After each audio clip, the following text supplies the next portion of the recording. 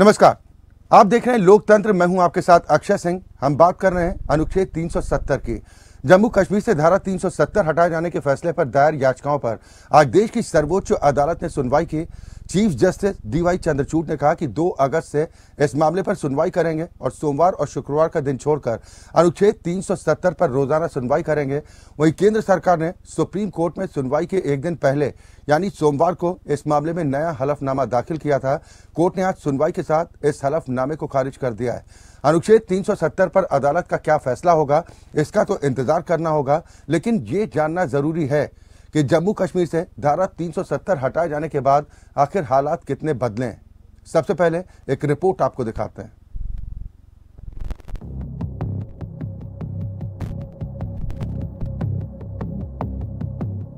जम्मू कश्मीर से अनुच्छेद 370 हटाने के फैसले पर दायर याचिकाओं पर 2 अगस्त से रोजाना सुनवाई। केंद्र सरकार के नए हलफनामे को सुप्रीम कोर्ट ने किया खारिज। 3 साल 11 महीने बाद कितने बदले जम्मू कश्मीर के हालात। धरती का स्वर्ग कहे जाने वाले जम्मू कश्मीर से अनुच्छेद 370 के खात्मे के 4 साल 5 अगस्त से पूरे होने वाले हैं। देश की सर्वोच्च अदालत में 2 अगस्त से धारा 370 हटाए जाने के खिलाफ दायर याचिकाओं पर रोजाना सुनवाई का फैसला हुआ है। साथ ही केंद्र सरकार की ओर से दाखिल नए हलफनामे को सुप्रीम कोर्ट ने खारिज कर दिया है। इस मामले में सुनवाई के बाद अदालत का क्या फैसला होता है, इसका तो इंतजार करना होगा। लेकिन सवाल इस बात को लेकर उठ रहे हैं कि पिछले करीब 4 वर्षों में जम्मू कश्मीर के हालात कितने बदले हैं, आतंक के सफाए पर कितनी कामयाबी मिली है, जम्मू कश्मीर के लोगों की जिंदगी में कितना बेहतर बदलाव आया है। धारा 370 के खात्मे से बदले हालात। अनुच्छेद 370 के खात्मे के बाद जम्मू कश्मीर भी देश के बाकी राज्यों जैसा अब जम्मू कश्मीर में लागू होते हैं केंद्र के कानून। सभी समुदायों के लिए अब समान अधिकार। आतंकी घटनाओं में पहले की अपेक्षा काफी कमी आई। रोजगार के अवसर बढ़े, नौकरियां मिलने की रफ्तार भी बढ़ी। केंद्र के कानून लागू होने के साथ योजनाएं हो रही लागू। निवेश, कारोबार, प्रोजेक्ट में हो रही बढ़ोतरी। हालांकि जम्मू कश्मीर से धारा 370 हटाए जाने के बाद कई विपक्षी दलों की तरफ से विरोध किया गया। कांग्रेस, सपा, माकपा और आरजेडी समेत कई दल इसके विरोध में आ गए। लेकिन तमाम ऐसी पार्टियां भी रहीं जिनमें कुछ ने खुलकर समर्थन किया तो कुछ अप्रत्यक्ष तरीके से धारा 370 हटाए जाने के पक्ष में दिखाई दिए। केंद्र सरकार दावा कर रही है कि अनुच्छेद 370 के खात्मे के बाद सकारात्मक बदलाव आया है। आतंकी घटनाओं में आई कमी इस बात को पुख्ता करती है। इंफ्रास्ट्रक्चर का विकास तेजी से हो रहा है। जम्मू कश्मीर के लोगों की जिंदगी में बेहतर बदलाव महसूस किया जा सकता है। लेकिन विपक्षी दलों को सरकार के इन दावों पर यकीन नहीं है। आरोप लगाए जा रहे हैं कि जम्मू कश्मीर का असली सच छिपाने की कोशिश की जा रही है, जबकि हालात पहले से ज्यादा खराब हुए हैं। Bureau report, APN.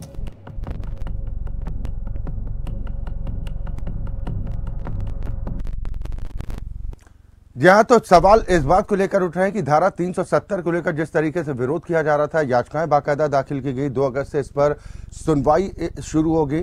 लेकिन सवाल यह है कि इन धारा 370 हटाए जाने के बाद आखिरकार जम्मू कश्मीर में कितना बदलाव महसूस किया जा रहा है। आज हम इसी पर चर्चा करेंगे। सभी खास मेहमान हमारे साथ जुड़ चुके हैं। सबसे पहले अपने दर्शकों की मुलाकात अपने आज के सभी मेहमानों से। मेरे साथ मंजूर नाइक साहब हैं। आप प्रवक्ता भारतीय जनता पार्टी हैं। कांग्रेस का पक्ष रखने के लिए, प्रतिनिधित्व करने के लिए पार्टी की प्रवक्ता डॉक्टर टीना करमवीर जी हमारे साथ इस कार्यक्रम का हिस्सा हैं। सोहित शर्मा जी हैं, आप प्रवक्ता पीडीपी हैं।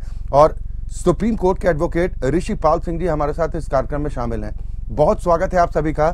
शुरुआत मैं मंजूर नाइक साहब आपसे ही करना चाह रहा हूं।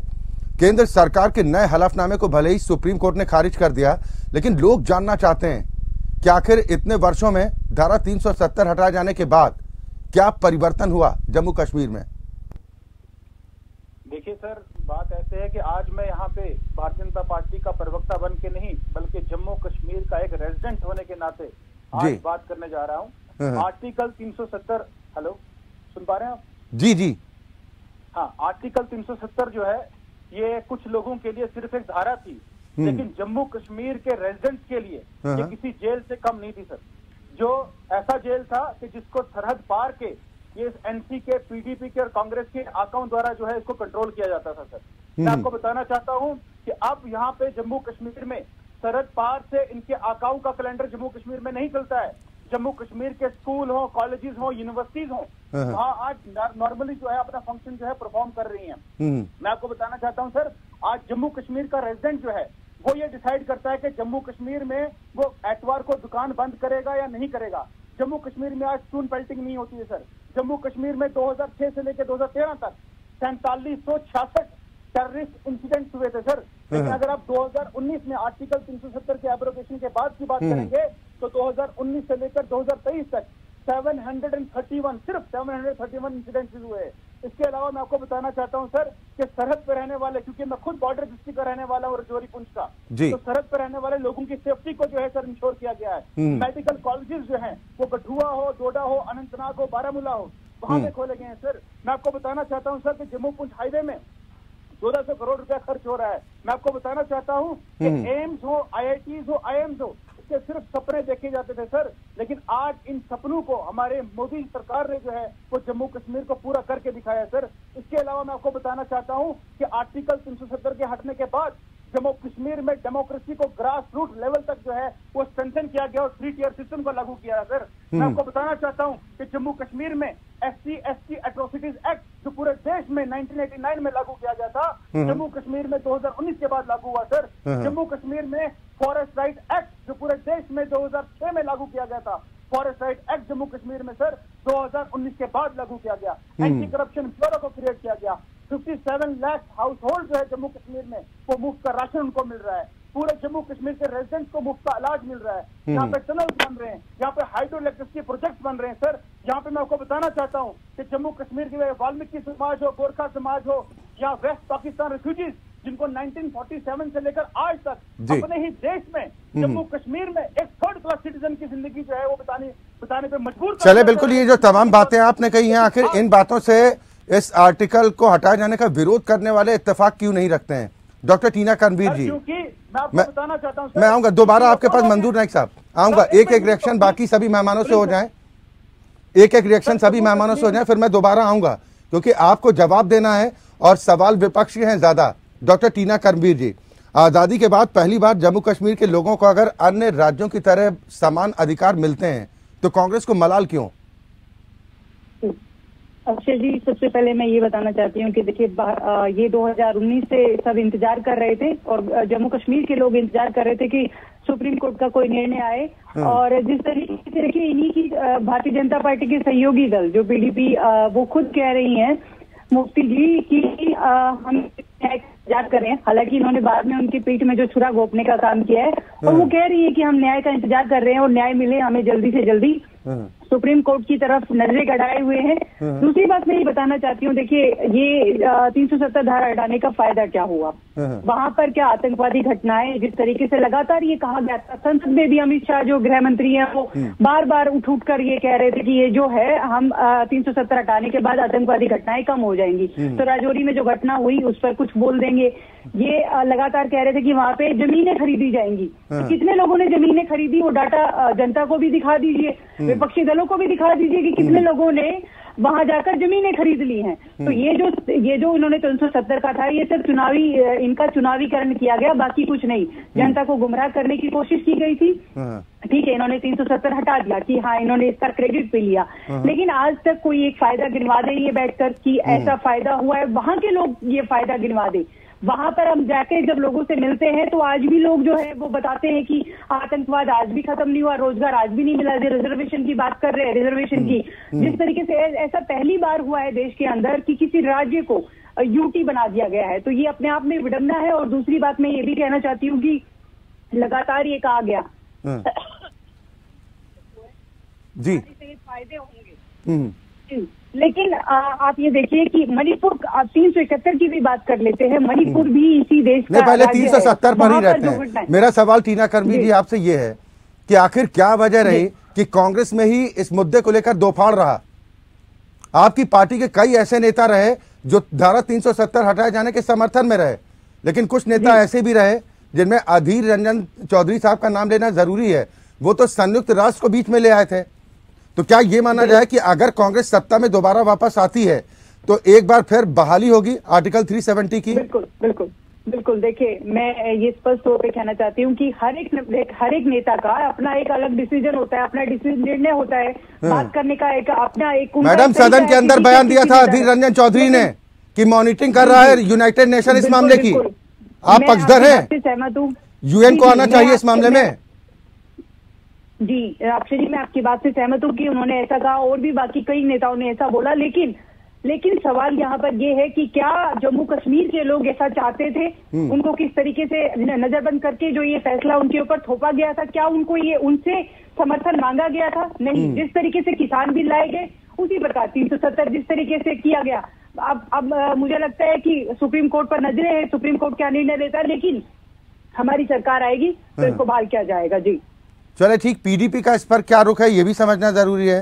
सुहेल शर्मा साहब, क्योंकि महबूबा मुफ्ती जी तो ये ऐलान कर चुकी हैं कि वह अब चुनावी मैदान में उतरने वाली नहीं है, तो क्या लग रहा है कि धारा 370 की वापसी संभव है आपको? बिल्कुल, हमें पूरा विश्वास। या राजनीति से संन्यास माने महबूबा मुफ्ती जी का? बिल्कुल। क्या? या राजनीति से संन्यास माने?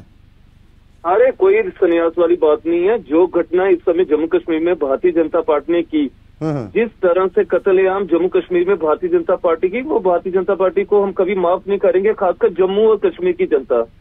अब जिस तरह से मंजूर नाइक जी कह रहे हैं कि मैं बीजेपी को एक तरफ रखते हुए एज ए जम्मू के तौर पे मैं जम्मू की बात रखना चाहता हूँ, मैं मंजूर नाइक से पूछना चाहता हूँ कि 5 अगस्त 2019 के बाद से जो रजौरी में एक गाँव है जहाँ पे हिंदुओं की इतनी बड़ी आतंकवादियों ने घटनाएं की थी, तो उसका जिम्मेवार कौन है?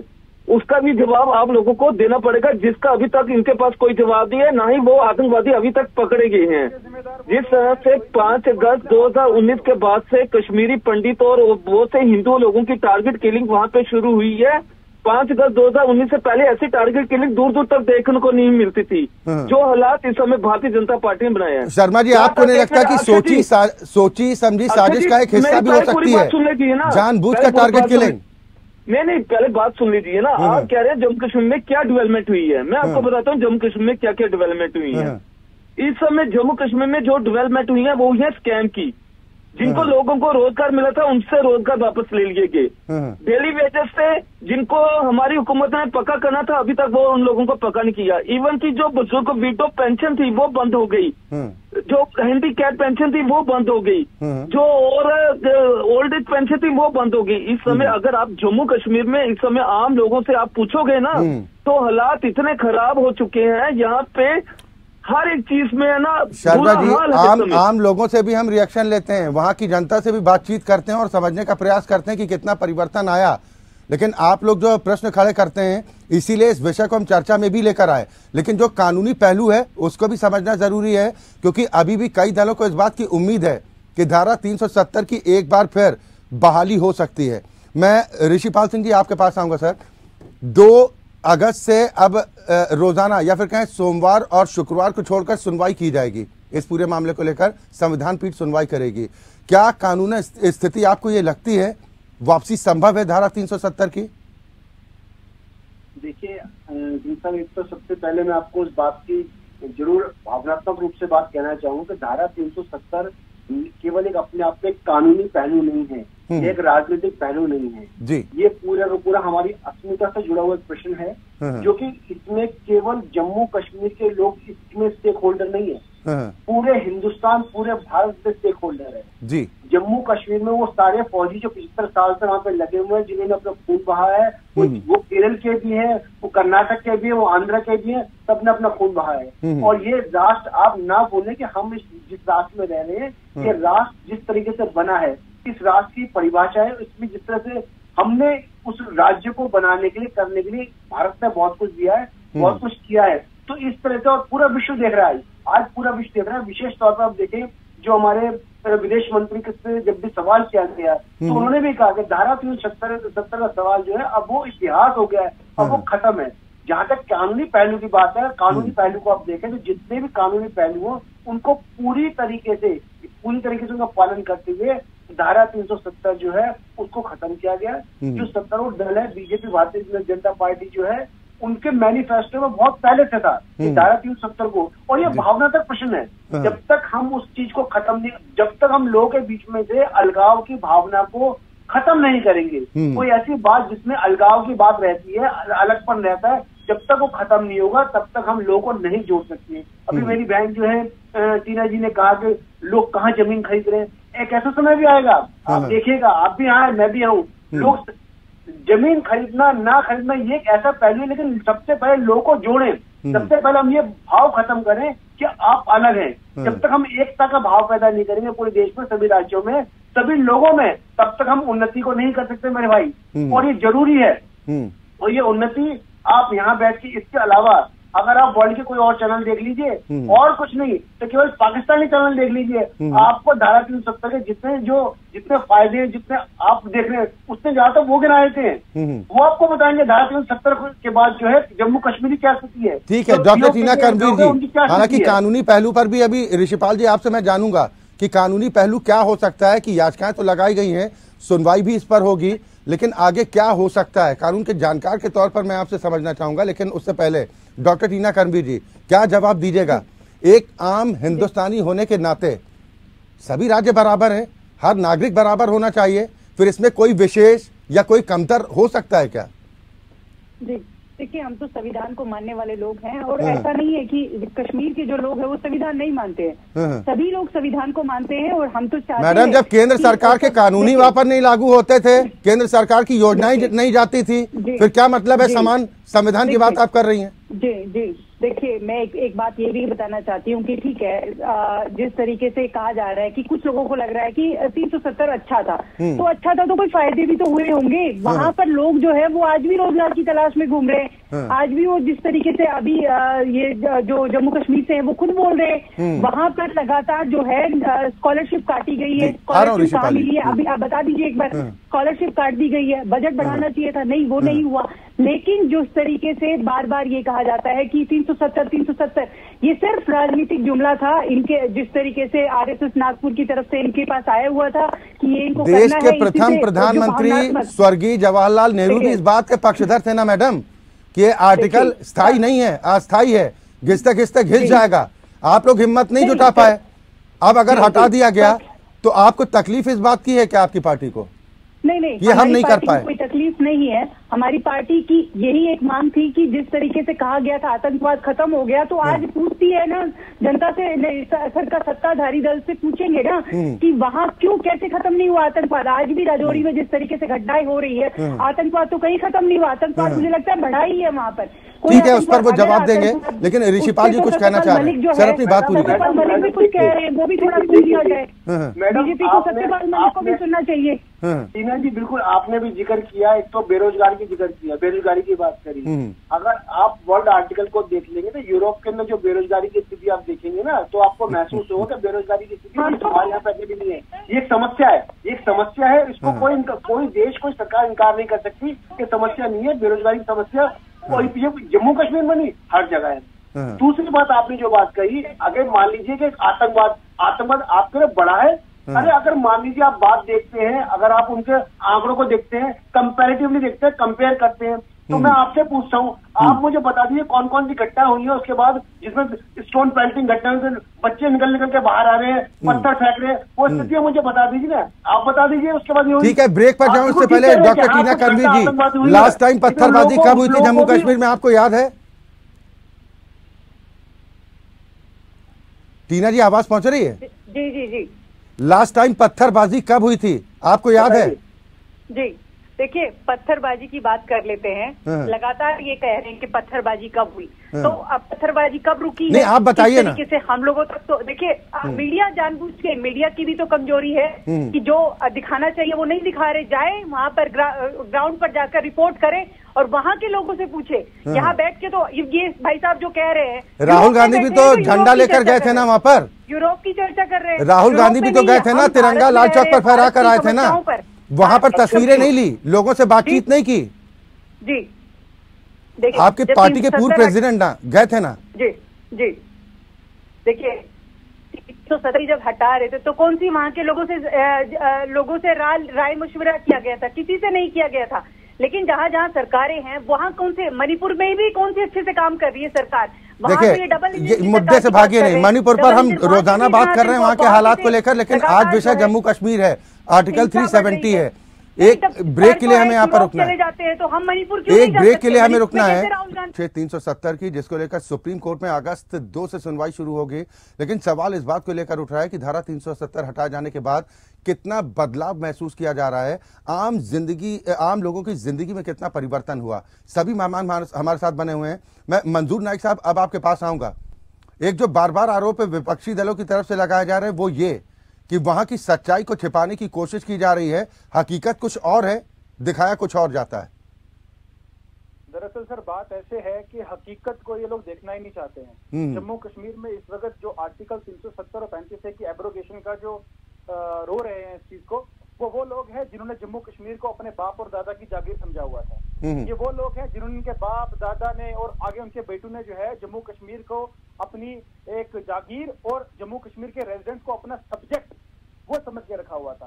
अब जब आर्टिकल 370 जब हटा, इनका रूल जो है वो डर और खौफ का माहौल बना के जिन लोगों ने जम्मू कश्मीर पर रूल किया हुआ था वो रूल खत्म हो गया। अब मैं आपको बताता हूँ जम्मू कश्मीर में बदला क्या। सर रिसेंटली आपने सुना होगा, आप एक बड़े रनआउट जर्नलिस्ट हैं, आपने सुना होगा कि हमारे जो ऑनरेबल एलजी साहब है जम्मू कश्मीर के, उन्होंने 2 लाख फैमिलीज को, जम्मू कश्मीर की 2 लाख फैमिलीज को, जो लैंडलेस फैमिलीज हैं उनको हर एक फैमिली को 5-5 मरला लैंड और उसमें घर बना के देने का अनाउंसमेंट किया है। क्या आज तक जम्मू कश्मीर में, मुझे बता दें किसी भी कोई भी प्रवक्ता, जम्मू कश्मीर में एसपी वालों ने, पीडीपी वालों ने, सिवाय हमारे लोगों का खून चूसने के, सिवाय हमारे नौजवानों के हाथों में क्या सामान अनाउंसमेंट कुछ ऐसा ही हुआ। इनको मेरी बात सुनिए, मेरी बात सुनिए, आप प्लीज पेशेंस रखिए। जम्मू कश्मीर के लोगों को सिर्फ और सिर्फ इन्होंने स्टोन पेल्टर्स बना के रखा। जम्मू कश्मीर के लोगों को इन्होंने मेन स्ट्रीम से हटा के अनपढ़ रखा। जम्मू कश्मीर के लोगों को कभी भी तरक्की और पीस की राह पे चलने नहीं दिया। आज जम्मू कश्मीर जो है खुशहाली की ओर बढ़ रहा है। सर जम्मू कश्मीर में बड़े बड़े प्रोजेक्ट, मैं नहीं कह रहा हूँ, जितनी मैंने बातें आपके सामने रखी हैं, मैं चैलेंज करता हूँ, इनमें से कोई भी इनका प्रवक्ता नहीं। ये सोहित शर्मा जी और उनकी पार्टी को क्यों नहीं दिखाई दे रहा? सोहित शर्मा जी वो गिना तो रहे हैं कि इंफ्रास्ट्रक्चर से लेकर आम जिंदगी में कितना बदलाव आया है, आप लोगों को दिखाई क्यों नहीं दे रहा? अक्षय जी, ये मैं डिटेल में आपको बताना चाहता हूँ। जो मंजूर नाइक जी आप लोगों के सामने, खासकर हिंदुस्तान की जनता को बता रहे हैं, ये मैं थोड़ी सी डिटेल बताना चाहता हूँ। पार्लियामेंट में 2021 में एक प्रश्न पूछा गया था, जिसमें पूछा गया था कि जम्मू कश्मीर में कितने हाउसलेस लोग हैं। उसमें बताया गया था 19,000 के करीब हाउसलेस लोग हैं। लेकिन अब ये जो 19,000 के करीब हाउसलेस लोग हैं, अब ये 1.5 लाख लोग कहाँ से आ गए? ये 1.5 लाख लोग कहाँ से आ गए? क्योंकि मैक्सिमम लोगों के पास जमीनें हैं, उनके पास सब कुछ है, सिर्फ उनके पास कच्चे घर थे, वो उनकी उन्होंने डिटेल दी। ये एक तरीकाकार है। दूसरे एक मैं पूरी बात सुन लीजिए, ये एक तरीकाकार है जम्मू कश्मीर की डोगरा संस्कृति को खत्म करने का, जो भारतीय जनता पार्टी ने फाइनल कर लिया है। ठीक है, अब इस पर जवाब ले लीजिए। नाइक साहब जवाब दीजिए, फिर मैं टीना जी आपके पास आ रहा हूँ। नहीं, एक बात हो। हाँ, मैं ठीक है, अपनी बात पूरी कीजिए। नहीं, एक बात हो। दूसरी बात मैं एक बात कहना चाहता हूँ। नाइक साहब एक सेकंड, उनका एक और सवाल ले लीजिए जी। एक मिनट, जो हमारे सुप्रीम कोर्ट के प्रवक्ता जी हैं, जो ऋषिपाल सिंह जी हैं, वो कह रहे थे कि एडवोकेट सॉरी, वो कोई भी खरीद सकता है 370 में जम्मू कश्मीर में आकर लैंड वगैरह। मैं उनसे एक बात पूछना चाहता हूँ, क्या आप हिमाचल में लैंड खरीद सकते हैं 371 पे? क्या कभी आप हिमाचल में एक 5 मरले जगह खरीद सकते हैं? कभी आप गुजरात में कुछ ऐसी जगह है जहाँ पे 371A लगा हुआ है, वहाँ पे आप कुछ कर सकते हैं? महाराष्ट्र में है, नागालैंड में है। आप मेरी बात सुन लीजिए, अब क्यों लोग पूरे भारत में जम्मू कश्मीर को ऐसा बदनाम करने में लगे हैं कि जम्मू कश्मीर एक ऐसी जगह है जहाँ पे कोई लोग नहीं आ सकता, ना कोई लोग रह सकते हैं। ये गलत बात है। यहाँ पे सब लोग रह सकते हैं, खुशी से रह सकते हैं। हाँ, जो स्टेट सब्जेक्ट लोग नहीं तो कश्मीरी पंडितों को क्यों भागना पड़ा था? फिर बताइए ना शर्मा जी, कश्मीरी पंडितों को क्यों भागना पड़ा था वहां से? देखो वो जो आज भी देश की राजधानी में, दिल्ली में बाकायदा कैंप लगाकर लोग रहने को मजबूर हैं। कश्मीरी पंडित को हम लोगों ने संभाला है। अगर इन्होंने 5-5 मरले जगह दिया, कह रहे हैं कि हमने 2 लाख लोगों को दिया, तो कश्मीरी पंडित को देना चाहिए। वो कह रहे हैं कि असल में दिक्कत ये है कि आप लोगों की दुकानें बंद हो चुकी हैं। शर्मा जी, अरे कोई दुकान शर्मा जी वो कह रहे हैं कि आप लोगों को पीड़ा इस बात की है कि आप लोगों की दुकानदारी बंद हो गई। जो सरकारी पैसे से मौज मस्ती हुआ करती थी, अपने लोगों को प्रॉफिट दिया जाता था, वो बंद हो गया। हम सच्चाई रखते हैं जो आप लोगों को दिखाई नहीं दे रहा है। हम बिल्कुल सच्चाई मैं आ रहा हूँ आपके पास नाइक साहब। शर्मा जी बात पूरी कीजिए। सच्चाई की ऊपर बता रहे हैं, जो सच्चाई है वो बता रहे हैं। देखो इंफ्रास्ट्रक्चर सब बनाते हैं। अरे अगर जम्मू कश्मीर की जनता इतनी परेशान है तो महबूबा मुफ्ती चुनाव लड़कर मुख्यमंत्री फिर क्यों नहीं बन जाती? क्यों नहीं? स्टेट आने दो, 370 वापस आने दो, फिर तो चुनाव भी लड़ेंगे। नहीं तो डॉक्टर टीना कर्मीर तो है, वो कह रही है कि अगर कांग्रेस की सरकार आई तो हम तो बहाली कर देंगे। कौन क्या कह रहे हैं? सॉरी, कांग्रेस पार्टी तो ये कह रही है कि हमारी सरकार आने पर हम धारा 370 वापस लाएंगे। अच्छी बात है ना, हम उनके साथ हैं। बीजेपी कह रही है कि सपना मत देखिए, होने वाला नहीं है ऐसा कुछ। सोच है, हमें सुप्रीम कोर्ट पे पूरा विश्वास है। वो बीजेपी जो चाहती है वो तो अनकॉन्स्टिट्यूशनल तरीके से उन्होंने 370 को हटाया है। 2/3 मेजोरिटी जम्मू कश्मीर की थी नहीं, तो इन्होंने ठीक है। आपको सुप्रीम कोर्ट पर अब भरोसा है ना? मैं ऋषिपाल सिंह जी, और अब भी है, ऋषिपाल जी पहले भी था और अब ये कह रहे हैं कि सुप्रीम कोर्ट से हमको भरोसा इस बात को लेकर है कि आज संवैधानिक तरीके से धारा 370 रिमूव की गई वहां से, और ये एक बार फिर बहाल होगी। मैं आपसे कानूनी दृष्टि से समझना चाह रहा हूं कि क्या हो सकता है इस मामले में। देखिए अक्षय जी, जब भी करीब 21 पिटीशन जो है वो पेंडिंग है इस इशू को लेकर, और डिफरेंट पिटीशन पे बहुत डिफरेंट ग्राउंड्स को लेकर ये पिटीशन पेंडिंग, इसलिए डे टू डे हियरिंग हो रही है। क्योंकि कोई एक पिटीशन, कोई एक इशू पेंडिंग नहीं कोर्ट के लिए इस धारा को लेकर। तो बहुत सारे पहलुओं के ऊपर जो है सुप्रीम कोर्ट को इसके अंदर निर्णय लेना है। तो जो लीगल इशू तो कोर्ट डिसाइड करेगा। लेकिन मैं एक बात आपको इस बात को कहना चाह रहा हूँ कि जब आप ये चाहते हैं कि हमारे देश के अंदर एक थंब रूल है कि हमारे देश में सारे नागरिक, सभी जगह के लोग जो बराबर है, आप रोजगार भी चाहते हैं, आप ये भी चाहते हैं कि जो आतंकवाद खत्म हो जाए। एक केरल का फौजी जो है वहां पर पहुंचे, वो अपनी जान को दांव पर लगाए, आपके लिए लड़े, आतंकवादियों से लड़ाई करे, और आपके लिए अपनी जान गंवाए, और फिर भी आप कहते नहीं जी हमें वो मंजूर नहीं है। अरे कमाल हो गया। आप क्या चाहते हैं? आपको सब कुछ देने को तैयार है, पूरा देश आपको दे रहा है। और एक चीज बताइए, लगी हुई, सुनिए ना, कुछ रहे हैं, हमें तो कोई परेशानी नहीं हुई, हमें तो कोई परेशानी नहीं। यही तो दिक्कत है ना कि आप लोगों को परेशानी नहीं हुई, लेकिन वहाँ की आम जनता को परेशानी हुई। शर्मा जी, यही कहा जा रहा है। तब आपने क्या कर लिया? तब कितना बेरोजगार, कितना मतलब रोजगार बढ़ गया, या कितनी प्रगति हो गई है बता दीजिए।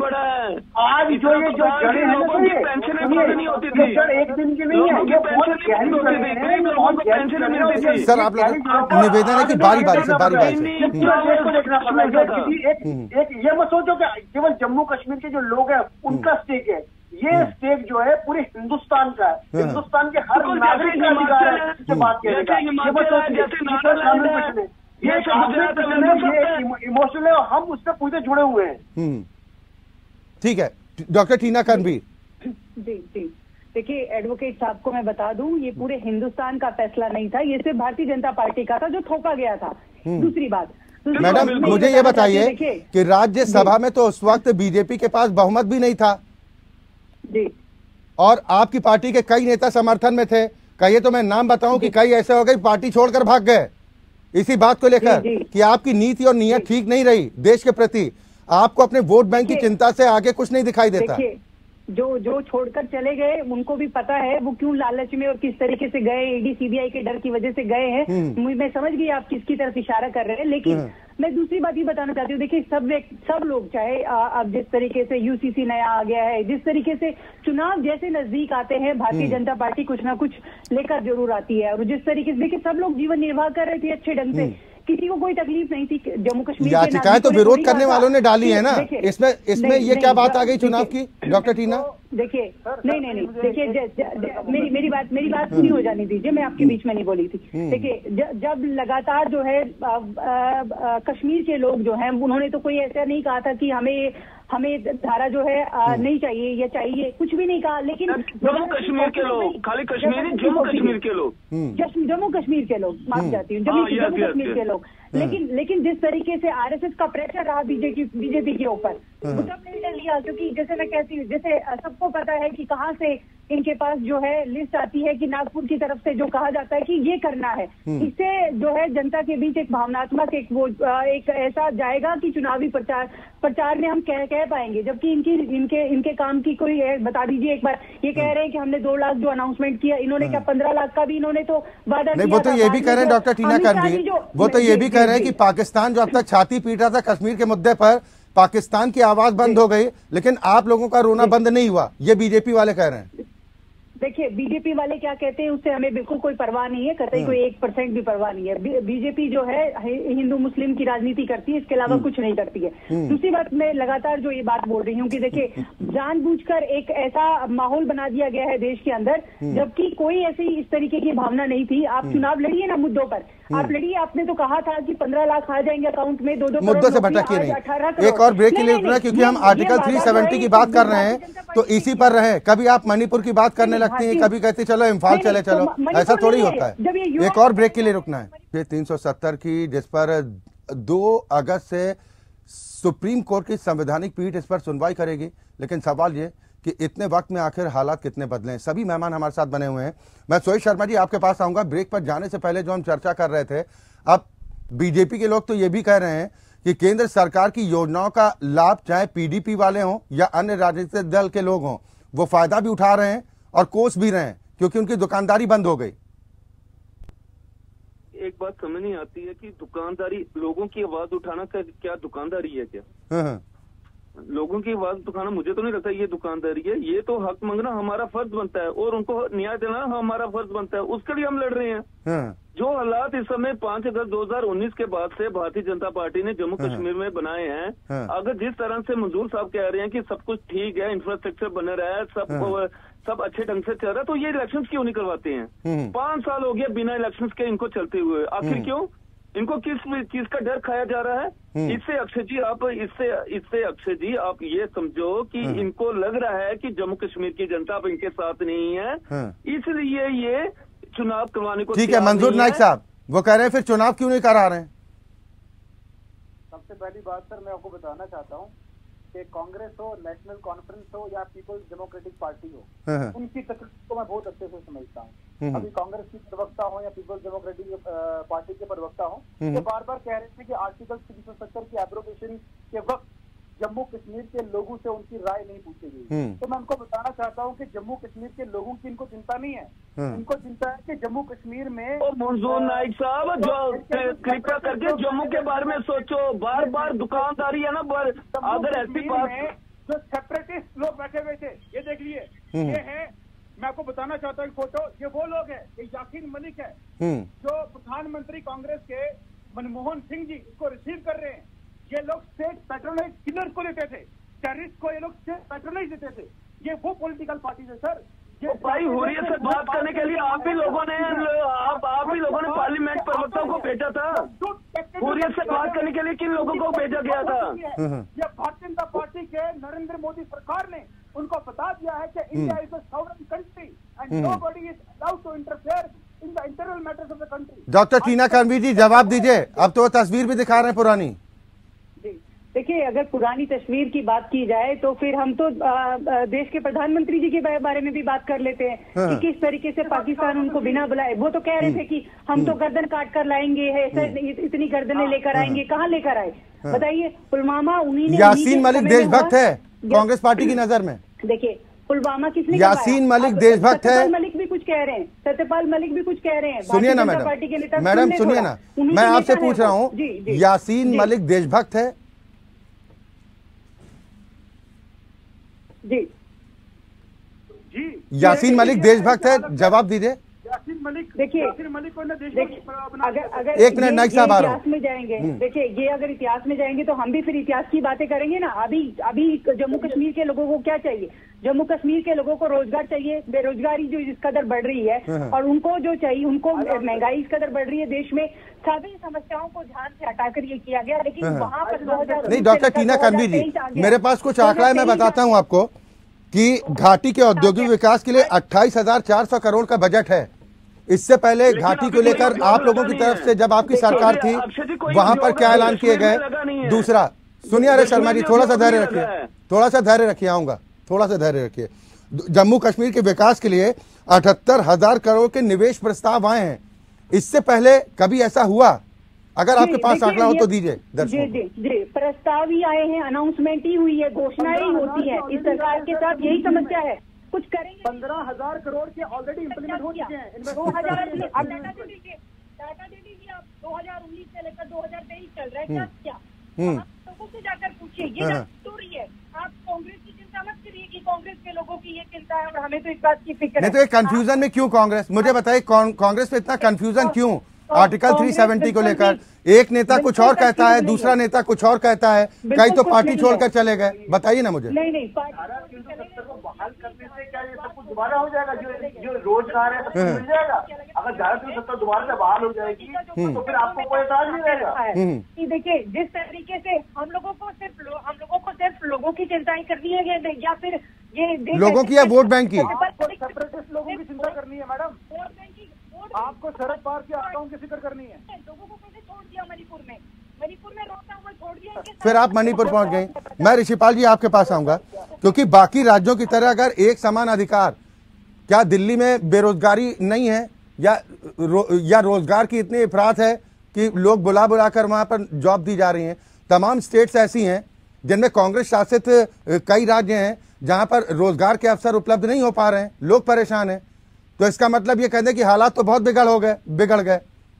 बिल्कुल आपने सही कहा सिंह साहब।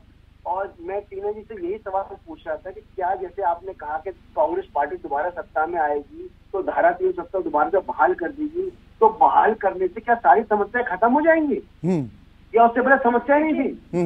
देखिए, अगर आप कहते, आपकी नहीं सुनिए, आप तो मानते हैं, आप कहते हैं रोजगार की समस्या है, मानते समस्या है। आप कहते हैं जो समस्या इस समय उसकी क्या नाम है, महंगाई की समस्याएं हैं।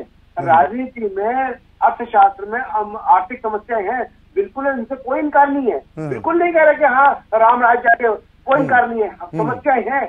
लेकिन वो समस्या एक तरफ है, देश का जो अस्मिता है वो एक तरफ है। देश को आप बांटने की कोशिश, कम से कम आप देखिए, आपने कहा जो नेता आप कांग्रेस से गए थे वो बाकी वो लोग थे जो समझते थे। आज आपके साथ गठबंधन की बात करते हैं, बहुत सारी ऐसी पार्टी है। आम आदमी पार्टी पर रुख साबित किया कि 370 को लगा नहीं, 370 के ऊपर हमारा रुख अलग है, हम देश के साथ हैं। तो आप बताइए, आप अगर दोबारा सरकार में आते हैं तो आप ये कहते हैं कि हम नहीं, दोबारा से कोशिश करेंगे कि देश टूट जाए, जवाब दे दीजिए। ऐसे हालात पैदा करेंगे कि देश में कमजोरी आ जाए। ठीक है, आप बिल्कुल, आपको अधिकार है कि आप इस बात पर विरोध कर सकते हैं कि सरकार जो है लोगों को रोजगार नहीं दे पा रही, महंगाई बढ़ रही है और बहुत सारी समस्या है। आपकी उन समस्याओं से कोई इनकार। ठीक है, लेकिन जो ऋषिपाल जी का प्रमुख सवाल था वो ये था कि अगर धारा 370 की बहाली फिर से हो जाती है, इस बात की क्या गारंटी है कि वहां पर ना रोजगार की समस्या होगी, ना व्यापार को लेकर कोई दिक्कत परेशानी होगी और बिल्कुल राम राज्य की स्थिति हो जाएगी? जी देखिए, जहाँ जहाँ हमारी सरकार है, हमने करके दिखाया है। राजस्थान में हमारी सरकार है, 500 रुपए में सिलेंडर मिल रहा है। मैडम, जम्मू कश्मीर से जब कश्मीरी पंडितों को भागना पड़ा तब आप ही लोग सरकार में थे, आपके सहयोगियों की सरकार थी। देखिए हमसे कमियां रही तभी तो हम सरकार में नहीं है वहाँ पर, या जहाँ जहाँ हमारी सरकारें नहीं है वहाँ हमसे कमियां रही है। लेकिन जहाँ हम सरकार में है वहाँ हम करके दिखा रहे हैं। इनकी तरह झूठे जुमले। तो आर्टिकल 370 पर आपको लग रहा है कि कांग्रेस में अभी भी कंफ्यूजन है? डॉक्टर टीना कर्मी, नहीं, कोई कंफ्यूजन नहीं है सर, कोई कंफ्यूजन नहीं है। सब अपनी तरफ से स्पष्ट रूप से सबके सामने है। लेकिन जिस तरीके से भारतीय जनता पार्टी जिस तरीके से अपना रुख इस तरीके से तानाशाह एक शासन किया इन्होंने इस देश में, सबने देखा है कि किस तरीके से 2019 से लेकर 2023 एक जम्मू कश्मीरी को बता दीजिए। चले ठीक है रोहित शर्मा साहब, मैं आपसे जानना ये चाहूंगा, आपने कहा कि भाई अगर कांग्रेस ऐसा करती तो स्वागत है, आप तालियां बजाने को भी तैयार हैं, लेकिन ये वही कांग्रेस है ना? थोड़ा पुराने समय में ले जाना चाहता हूं, 11 सितंबर 1964 बिजनौर से थे निर्दलीय सांसद प्रकाश वीर शास्त्री जी, जो प्राइवेट मेंबर बिल लेकर आए थे। तब 7 कांग्रेसी सांसदों की ओर से समर्थन किया गया था। बहस के दौरान कहा गया कि हम नए सिरे से लाएंगे, आप परेशान मत होइए। तो ये कंफ्यूजन नहीं तो क्या है? एक पार्टी जो ये नहीं समझ पा रही कि हमें साथ जाना है या खिलाफ जाना है, तो इसका मतलब तो यही है ना कि वोट बैंक की राजनीति आड़े आती रही।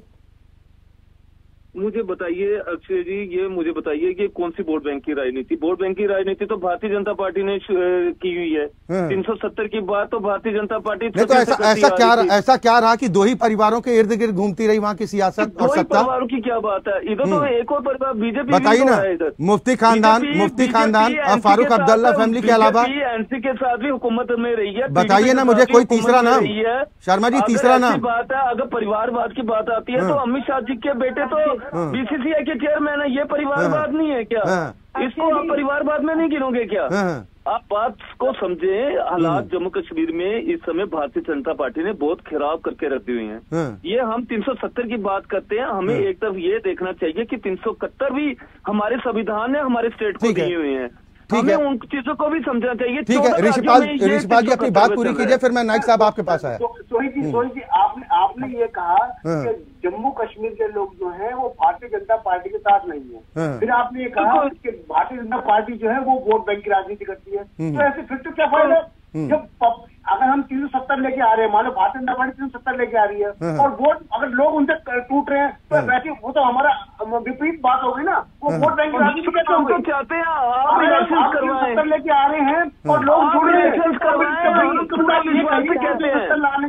चले ठीक है, तो चर्चा के समापन का वक्त है। मंजूर नाइक साहब, एक फाइनल रिएक्शन, क्योंकि ये कहीं ना कहीं मैसेज जाता है लोगों के बीच में कि अगर अपने ही देश के भीतर, अपने ही देश के राजनीतिक दलों की ओर से सवाल खड़े किए जाते हैं तो लोगों के मन में शंका होती है।